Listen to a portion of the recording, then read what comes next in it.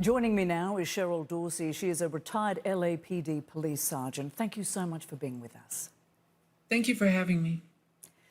And another tragic day in America involving gun violence, this time a mass shooting at a Texas elementary school.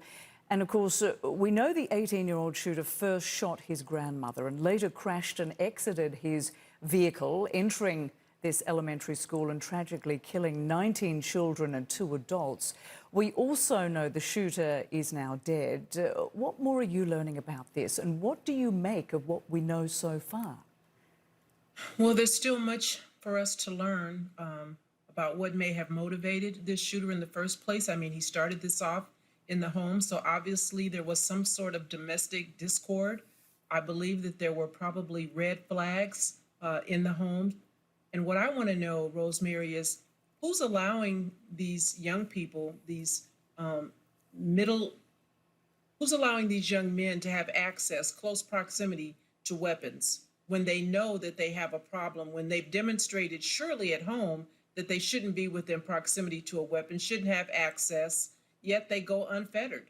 And whenever there's a mass shooting, we search for a motive, as you mentioned, even though, of course, it changes nothing except to perhaps help us understand why this happened. Authorities have nothing to go on right now except that he was an 18-year-old male. So what would those authorities be doing right now to try to piece together why this happened?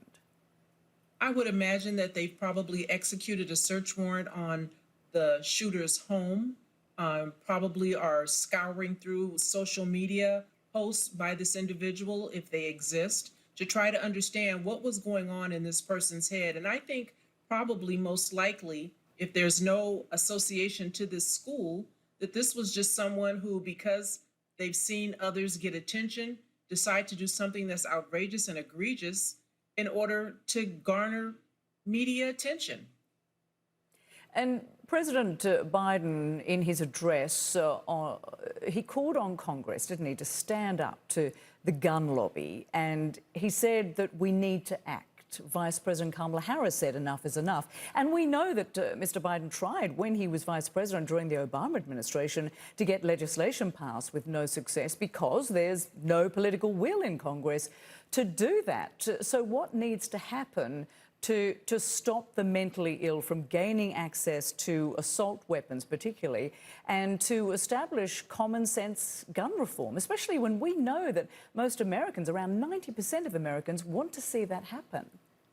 Well, listen, we're in the midst of a midterm election, and so for governors like Greg Abbott, who only offer prayers and sympathies when we have these kinds of outrageous incidents occur, here's an opportunity to put someone in a position of authority who may, in your state, actually take measures to make sure that we don't have these kinds of mass shootings again. And listen, when we had the Sandy Hook shooting and we saw 20 beautiful little children shot and slaughtered during that, we would have assumed that that was sufficient enough to make legislators around the country want to do something different, and we haven't seen that happen. We get prayers, we get thoughts.